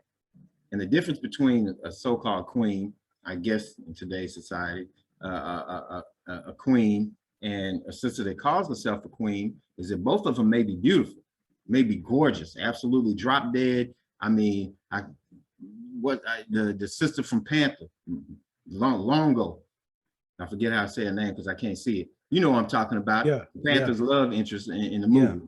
Yeah. Gorgeous. Lauryn Hill, beautiful. They could both look like that. But what separates that queendom or that womanhood or that significance is what is her purpose. Is she just there to look good? Is she just a Nicki Minaj or a Cardi B, just there to look good and pop the pussy? Is that your purpose? Or is it something greater than that? You have the beauty, you got that on lock, perfect. But what is the actual importance? How are you important? That's what they've done, is they've stripped out what is important. It don't matter, set that to the side. It looks good, it's superficial. Remember, white folks can't get deep. White folk can't get deep to the degree that they don't understand that we're a monotheistic people and always have been. They can't understand, you know, music beyond, oh, that sounds good type of shit. They don't feel it. They don't feel religion. They don't feel, they to the point that they could separate church and state, which for us is just crazy. You don't separate God from the state. That just doesn't make sense for us. But they cannot fathom things as a whole. It's impossible for them to fathom things the way that we fathom. We understand that music and art and even science and all of these things carry so much more than what the five senses are telling us about it. And that's what they've taken away from it. That's what they've stripped from art. And when they stripped it from art, they stripped it from us, because art is the expression of the people. And if we're expressing purposelessness, if we're putting out purposelessness, we need to really look at that. What is the purpose of Lil Wayne? What is the purpose? What is the rapper now? I don't even know. I saw somebody named Blueface or some shit. His face wasn't blue, but you call him Blueface or some shit. But somebody, I don't know these young folks. I don't listen to that bullshit. But that's the difference between a Pac. Pac had a fucking purpose. He didn't have no choice but to have a purpose. He was brought up around the party, came up in, you know, whatever street life and whatnot. He had a purpose in whatever he said. These cats today are just saying some shit, just to be saying some shit. They just want to be heard. They're Agent Smith. And so we're replicating, just like Agent Smith did, say some shit, make it all about me, you know, and that's that idea. We exist now because we've adopted their mindset. We exist solely for the purpose of existing. I'm here just because I'm here. There's nothing bigger than me. There's nothing greater than me. None of the three of us would be the men that we are had we just fed into, well, I'm just gonna be psyched. You know, I just got to give my money. Just got to, you know, get some bitches. Just got to, you know, lay up and be good. That's, you know, that's what the individual does, because there is nothing greater than the individual to the individual. But when your purpose reaches beyond that, then you discipline yourself and you look for things. There are things that you will do, things that you won't do. I don't think any three of us would get up here for the sake of getting more YouTube hits, get up here and start doing some booty shaking. You know, have some fly ass bitches on here doing some dancing and what. I don't think we would get down with that. It would up our viewership. And if we were just about making some hits and some numbers and shit, we could do that. And if y'all did that, I would quit the group. With a quickness. And that's the difference. Yeah. I don't like to play music or show art that doesn't have a purpose, that doesn't have something greater than what it is than your voice. Then you saying some shit. I have to listen to people saying shit at the job all fucking day, because people just want to talk and say what the fuck they have to say. Okay, with saying that, let me ask this though, because okay, we think a certain way, but isn't everyone capable of expressing what art means to them? Isn't everyone capable of that? And that might be, it might be offensive to us, or we might not like it, but isn't everyone capable of having that same expression? Yeah, I mean, everybody can. Doesn't mean they should. And we've talked about that before. Again, if you ain't ever thought about what art is, then shut the fuck up. I mean, on that conversation, I don't really, you know, if you never thought about the movement and the liberation of our people, don't come and try to tell me what we need to do. Shut the fuck up. You've got nothing to add to that conversation if you've never thought about it. And I agree with that. I had I always remember this guy. I think I'd have mentioned him before. White guy. His name was Saw, S-A-W. And he said it as simple as this is, to me, it's profound. As simple as it is, it's very profound. He said that you always heard this all your life. You heard it so much that you believe it's the truth. Everybody has a right to their own opinion. Yeah. So you heard it so much, you like, yeah, that makes sense, because you heard it forever. And I can't remember if it was me that said it I think it was me that said it because somebody was talking, they didn't know what they were talking about, and Saul went in on him. Saul, white guy, but he had started going through his own revolutionary transformation and a lot of his thinking. But he went in. I'm talking about he was intelligent, and he was intelligent enough. He's a little skinny, nerdy looking white guy with glasses. He was knew, understood science, all that, intelligent enough to basically beat you up with words, make you feel stupid, he was intelligent to rip you apart. No cursing, no insults, just tear you apart. And when he did it to the guy, I'm like, man, why you do the guy like that? Because he don't know what he's talking about. I said, you shouldn't, man, everybody has the right to their opinion. He said, no, brother, you know better than that. He said, we have a right to our opinion because we have done the studies. We have done the research. We went through the books.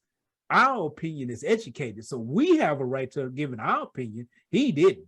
He didn't have no right to an opinion because everything he's saying is just BS. And anytime they put themselves out there, I'm gonna slice them up. I'm going at them. I'm gonna punish them for thinking that they should stand in front of us and have and even speak. When they hear, they should just shut up and listen. You know, he it sounds arrogant. It sounds extremely arrogant, but he was right. You know, because he was right. Because when you walk around giving an opinion that with no education behind it, you can miseducate and mislead people. So he was absolutely correct in that. And I concur. And that's kind of my slant on art. If you've not done the work, the idea of art, as well as some type of purpose behind you saying your opinion that you have a right to, then it's not art. It might sound nice, it's a nice design, looks good and all of that. But if you've not gone out in the streets to make the world a better place, if you've not struggled to affect something greater than yourself, then what is the purpose? And if you don't have a purpose, then again, that for me is the two elements is the visual, the information, and the inspiration. You know, Khaled talked about it. We are people of information and inspiration. So here, I'm a monkey. I don't rightly know who I am, and I hop around on stage and whatnot. When he was aping, what's his name, Jesse. Yeah. And that was, so when he would get up and speak, it was an art. Because yeah, he would say some stuff, catch your attention, like, what? But then he came behind it with some type of information, some type of expression that was about something greater than himself. He had a purpose in what it was he was doing. He wasn't just on there doing some shit, you know? And so it's the same thing to me. You don't have a right to an opinion because you haven't earned it. You don't have a right to call yourself an artist because you haven't earned it. Art to me is like being a doctor. It's just as powerful as being a doctor, more powerful in some ways. And if you haven't done the steps and the work and developed some type of understanding of what you're doing, and you're just doing it to make money or to say what you got to say, it's not art for me. All right, I have another question. Can I jump in? Hold on, Walt. I was going to ask you this question. I'm going to ask you this question. And when I ask you this, then you could, you know, build on top of it and add to what you feel, where you feel to go. I want to ask you this. In your opinion, what was the significance of the art created by Emory Douglas of the Panther Party and back in the day? All right, to me, what made his art so profound, it really goes right back to what he was saying. His art was portraying a message, and he was utilizing the expression of that art in order to awaken the people, awaken the masses to see things in a sense to where by expressing it in the simplistic art form he did, he was able to relay a political message in such a way to where even the most uneducated person could be able to see the mannerism in what was actually happening to him and be able to digest that information. So his art was being used to educate the masses, to drive the masses to a position of taking action, driving the masses to be able to come together and recognize and utilize their power. So that aspect of the use of art was, again, like what he keep basically hitting on, is having a purpose.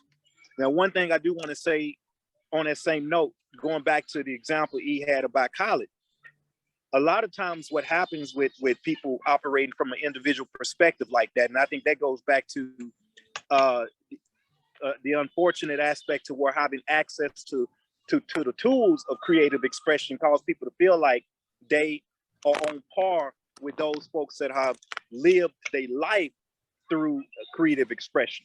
And by saying that, what I'm getting at is that by being able to emulate those people that are great artists, emulate those people that know how to harness and utilize that craft for the sake of purpose and operate through purpose, folks feeling like because they can emulate something gives them the right or put them on par with those people that are have actually lived it and actually ingested and embody that concept. And so unfortunately, these tools of having these expressive tools of design so readily available causes people to emulate art and emulate life as opposed to living life. It goes into the whole aspect of one of the negative things about social media, to where people can create this virtual self, and through that virtual self they feel like they are able to express themselves to this as this full-bodied person that should be basically, like they say, influence, should be a great influence, so to speak. People chase influence. And one of the bad things about those tools, having them readily available, is that what happens, instead of people being students of self, students of science, and students of art, they become students of emulation. And by being a student of emulation, then all you're doing is mirroring the outward result of what something is, but don't have the essence or the purpose or the meaningful behind it. So therefore, they can't even take that same artwork, whether we talk about writing, speech, video, or whatever, and be able to dissect it and see what it really means or what it's really saying. So the message that can be portrayed and relayed through a powerful art form cannot be relayed to somebody that only knows how to emulate, because they can only see what's at the surface. As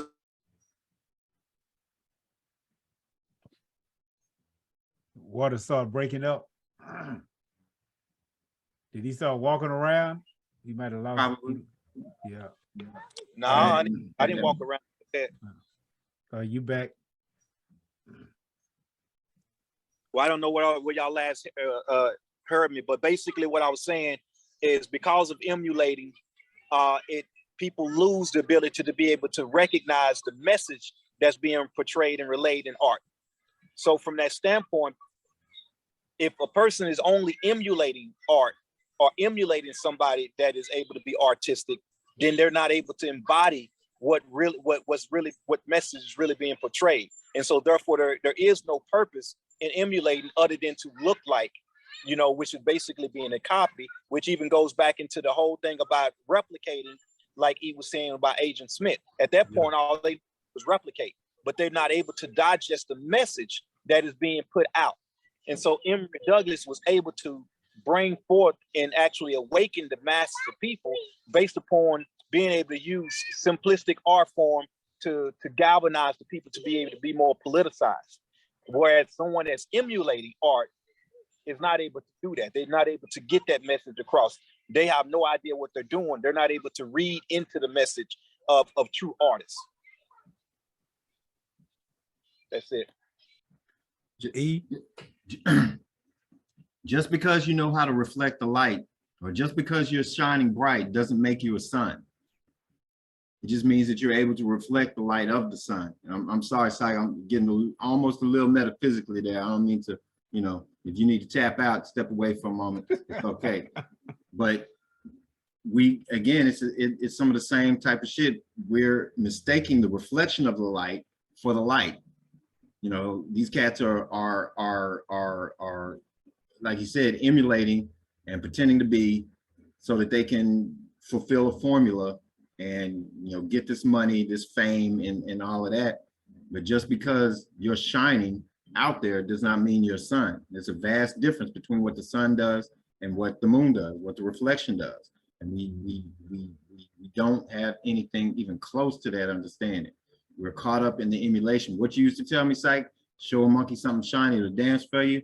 Well, there's a whole lot of shiny shit out there that looks like, oh, that's art. Oh, it looks like it, but it's really not. And that's a part of the entropy. We have no respect for art anymore. There's no respect for art, none. It's not pursued in schools.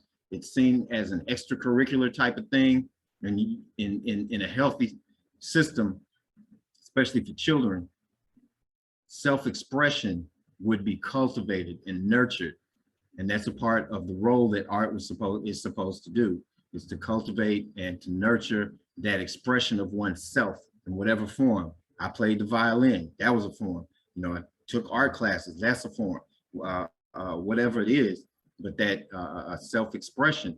But we have no concept of who self is. Therefore, we really can't even have an expression. So even just by that definition, if you say that this music that folks are doing is a self-expression, well, you have no concept of self. So what the fuck are you expressing? You can't have it both ways. You don't know self, but you're still talking. So you're talking about somebody else's shit. You're using somebody else's shit. And so I know that off the top. And if that's what you're doing, you're not an artist. You're an emulator. You're a designer. That's why I didn't do well in design school when I was in college, because it was all about coming up with a design basically to manipulate the masses, coming up with a way to replicate. And people are so silly. For my final project in one of my design classes, we were supposed to design an album cover. I pretty much took Ice Cube's, the one with the dude on the slab with the toe tag. Death certificate. Death certificate. I took the fucking the album cover, redrew it on some paper and mocked it up, make it look, you know, like I did it. I got an A, because I just did what people do, reflected the shit. There was nothing, you know, creative about it. And we mistake emulation for creativity. And they're two different things. Creativity is a God power. That's something that's derived from, you know, being in contact with a higher self. And again, since we're cut off from that, you can't do it. You can't tap into that energy, that power, that ability. So there you go. All right, I got one more, because we got we kind of going over, but classical art. And it made and I'm thinking about it because I just think it was Thursday. Dude at work, he told me he was going to the, what did he tell me? He was going to the opera, he was going somewhere, and he asked me, did I like classical music? And, you know, I actually don't. And he tried to tell me, you know, he tried to explain to me how so much culture could come to me from listening to this classical music. So what do y'all define, or what is your definition of classical art? Let me have that first. When I think classical, now we have to go back to the concept of how people have been manipulated. Don't you take my shit. I got to steal it, and you always can add to it. Because to me, classical music, Kunta, Miles Davis, African Bambaataa, KRS-One, or like we even win Cast. That's classical music. Unfortunately, because of oppression, because of people not having knowledge of self or knowledge of culture in their way of life, they refer to, when Black people refer to opera music or violin music or string music, that type of string music being classical, they're speaking from somebody else's perspective. They're not speaking from their culture, their background, and their class. I'll let E jump into that further. Yeah, it's the same. It's the same shit. You know, they call classical music Beethoven, Bach, which I happen to like. Fuck you, I don't care. But they call it classical music because it's a classic for them. A classic is something that speaks to certain themes and ideas that are universal in their application. You know, universal, you know, geographically as well as, you know, temporally through time. They're certain ideas that withstand the test of time, like Boys in the Hood. That's a classic movie for us because it speaks to cats then. Cats now can understand it. Cats 30, 40 years before it was made can understand it. It's classical. So I would agree or it's a classic. I would agree. Cats like Miles and Thelonious and, you know, B.B. King, the blues, all of these are things that still apply to our experience. Rap is something that applies to our experience. So and you know, there are plenty of those who are, I call it chamber music, because, you know, I figured that out years ago. It's like, yeah, this ain't classical music. What are you talking about?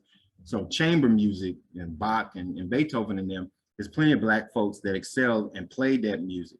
But those ideas and themes, generally speaking, there may have been some that spoke to the ghetto, and there are, because I've seen I've seen people with violin playing so-called hip hop music, you know, playing, you know, our songs and whatnot, and it can sound great. So the instruments and whatnot that are involved are secondary. It's not, doesn't define it at all for me. But yeah, it's definitely not classical music from our reality. It's classical for their reality, but not for ours. So I think it's a valid point. It's just more of us buying into somebody else's reality instead of owning our own reality and finding value in it. Carry on. And we talked about Emory Douglas and what was his significance. And War spoke on that earlier. I want to ask this, or at least I want to put this ideal out there.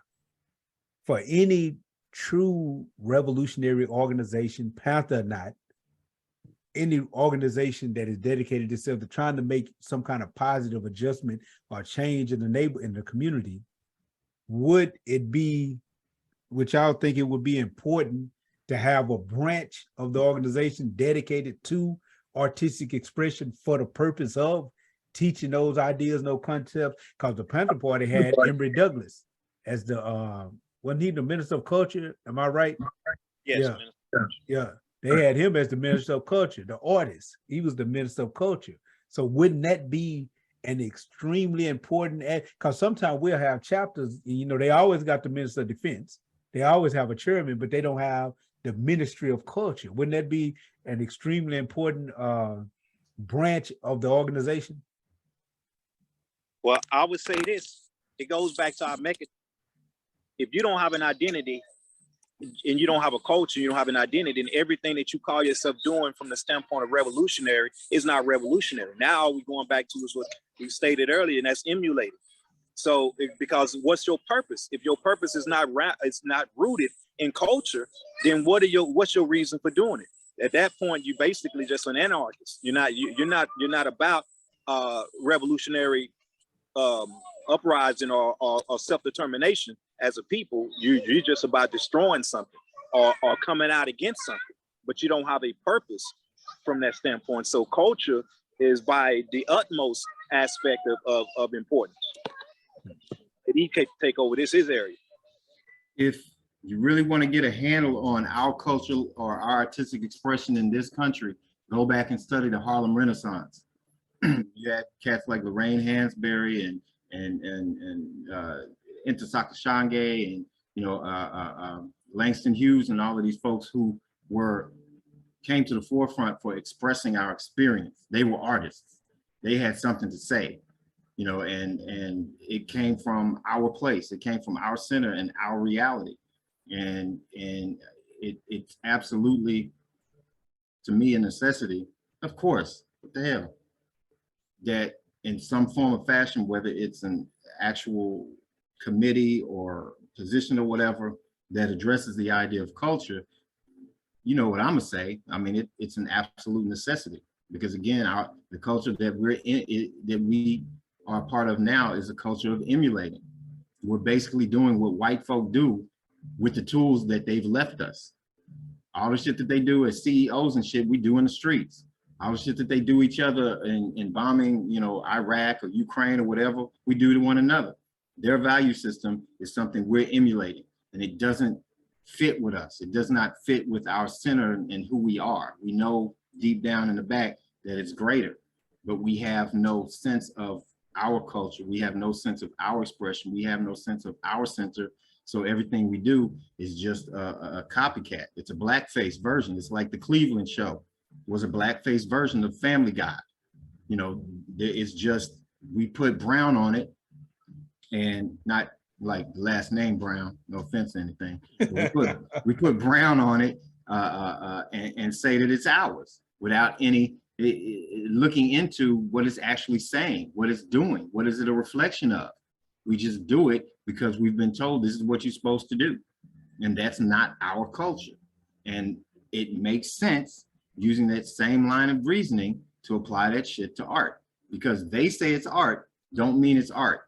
What's art to white folk ain't art to black folk. Just the way what's music to white folk ain't really music to black folk. Yeah, we like some of the Jimi Hendrix Experience. We like some Van Halen even. You know, I've seen videos of cats, brothers sitting around listening to, reacting to some Van Halen music. We like some of that, but it don't move us the way our music moves us. So as long as we're taking on their value system, art included, then we're not really being true to what it is for us. And art for us was way more important and way stricter. Just like you had, I can't remember the actual word, but I think it comes from French, the griot. That's one of their words. That's what they call it. I forget the other word. Professor Carr uses it a lot in reference to various cats, especially Dave Chappelle. But just like you had somebody that was in charge of the stories of the village, of the people, you had somebody who's in charge of the expression, the artwork, the clothing, you know, the whatever the art form of art, the music. You had certain folks that were in charge of that because they were learned, because they studied, because they understood the power of art and what art was supposed to do. And so because of that, it played a role of importance that we were conscious of. And because we were conscious of it, we were able to use it to build up our community. But because now we've taken on somebody else's value system, it uses us and continues to tear us down. If we had real artists that were really propped up and put in places of prominence in the society, if we had African, Black, whatever artists, we would be in a very different position, because we all know the power of art. We all know the power of a dope rap song, of the right pictures, of even the right dance moves. Cats used to fight by just dancing. That was their fight. We understood that it had power. And if we had that kind of responsibility to art, we'd be in a very different situation, because it's that expression. It's that trueness. It's that God power, that creativity that comes from within. And those people would be honored. I want my honor. I'm just telling you now, I want my props, I want my honor, you know, for all the shit I done made over the years. Because I noticed y'all mentioned Emory Douglas, but you ain't mentioned Brother E's artwork. So both of y'all can step off, but whatever. But seriously, yeah, absolutely. Culture and art are almost synonymous. Cats like your boy, I ain't gonna say his name, but y'all know who I'm talking about, get upset because of culture and our culture, daishiki's running around and all of that, because we don't understand that the daishiki is a real daishiki. In our clothing, just in general, is telling you a story. It's telling you something, because we understood that. When you see a man and you see what he's wearing, you can see his story all up and down him. If you know how to read and interpret the art, if you know how to read and interpret what it is he's got on. So all of that shit, again, has significance. In this society, nothing has significance except success. Well, I'm going to get ready to bring us to a close. We passed 8 o'clock. I want to say I want to say something, and it kind of feeds on what something you said earlier when you was talking about way back in the day when you were raising your daughter and you always called her a queen. And I had something to say about it. I want to make sure we clarify this for the, because I agree and I understand the importance of planting that seed in a child early. And I guess then I was looking at it kind of the way I looked at it when I was in prison. I was 100%, and Brother E, I'm going to get a little metaphysical, so you might want to catch out running on this one. Because I truly, now here it is, I rarely speak about my spiritual beliefs, but on a spiritual level, I truly believe that the human being is the finite expression of God. I truly believe that. I truly believe the Black man is God. But it takes things to happen, a certain mental evolution to take place inside of the human being in order to actually manifest God and make that claim. I don't think excuse my language, I don't think the average nigga should just be running around hollering, I'm God. And, you know, we was teaching this when I was incarcerated. So then you had niggas butt hanging out of the back of their pants and everything, running around talking about I'm God. And I don't think he has the right to make such a claim. You know, God, you may be potentially God, and potential only means the possibility of power. It doesn't mean that it's really there yet. You have to manifest this through work. Same thing with what I see so many sisters run around hollering queen. And I've said that I've given this breakdown before of what makes a queen and a king. So I'm just going to use the king. For instance, the king traditionally wore a crown.